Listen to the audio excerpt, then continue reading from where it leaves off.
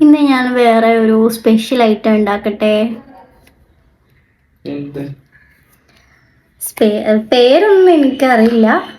ഒരു സ്പെഷ്യൽ സാധനമാണ്. കഴിച്ചു കഴിഞ്ഞിട്ട് നീ തന്നെ ഒരു പേരിട്ടോ.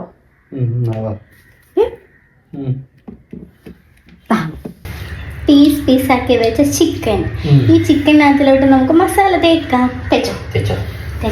ഇന്ന് റെസ്റ്റ് എടുക്കാന്ന് പറഞ്ഞിരുന്നൊരു ദിവസമായിരുന്നേ. പക്ഷെ പിന്നെ എനിക്ക് ഇരിപ്പുറയ്ക്കുന്നില്ലായിരുന്നു. ഷെഫിക്ക് എന്തെങ്കിലും ഉണ്ടാക്കി കൊടുക്കണം. അത് സിമ്പിളായിട്ട് തന്നെ ഉണ്ടാക്കണമല്ലോ. ഫസ്റ്റ് തന്നെ ചിക്കൻ മസാലയൊക്കെ പെരട്ടി ഒന്ന് റെസ്റ്റ് ചെയ്യാൻ വെച്ചിട്ടുണ്ട്. അതിന്റെ കൂടെ തന്നെ സമൂസയ്ക്ക് തയ്യാറാക്കുന്ന രീതിയിലുള്ള ചെറിയൊരു ഫില്ലിങ് സെറ്റാക്കി വെച്ചിട്ടുണ്ടായിരുന്നേ. പിന്നെ ജസ്റ്റ് ചിക്കൻ വറുത്തെടുക്കാനും തുടങ്ങിയിട്ടുണ്ടേ.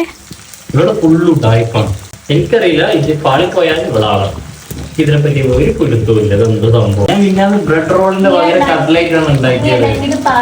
ഇന്നലെ നീ ഉണ്ടാക്കിയ മന്തി കഴിച്ചിട്ട് ഞാൻ നല്ലപോലെ ഉറങ്ങി. അത്ര ടേസ്റ്റ് ആയിരുന്നു. ടേസ്റ്റ് കൊണ്ടല്ല, വയ്യാത്തോണ്ടാ. അടുക്കളയിൽ എപ്പോൾ കയറിയാലും ഇത് ഇവൻ്റെ സ്ഥിരം പരിപാടിയാണ്. എന്നെ ചൊറിഞ്ഞുകൊണ്ടേ ഇരിക്കണം. വേറെ പ്രത്യേകിച്ച് കലാപരിപാടികളൊന്നും ഇല്ലല്ലോ. ആങ്ക് വിളിക്കാൻ വെറും 15 മിനിറ്റ് മാത്രം ഉള്ളപ്പോൾ കാണിക്കുന്ന പരിപാടിയാണ് കേട്ടോ. ഞാൻ ഈ പറഞ്ഞതിൻ്റെ അർത്ഥം നിങ്ങൾക്ക് മനസ്സിലായോ? അത്രയ്ക്ക് സിമ്പിളായിട്ട് ഉണ്ടാക്കാൻ പറ്റിയ സാധനമാണെന്നേ.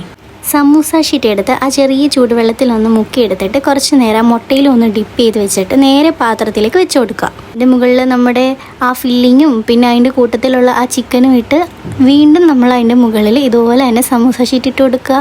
പിന്നെ ചെറിയ ഡെക്കറേഷന് വേണ്ടിയിട്ട് മല്ലിയില വിതറുക. അതൊരു അടച്ച് വെച്ചിട്ട് ഒരു 15 മിനിറ്റ് അങ്ങനെ തന്നെ വെക്കുക.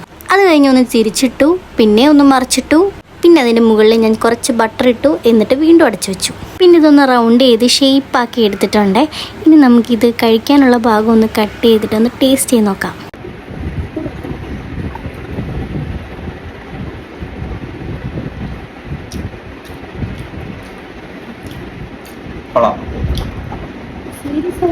സീരിയസ് ആയിട്ട് പറയാം.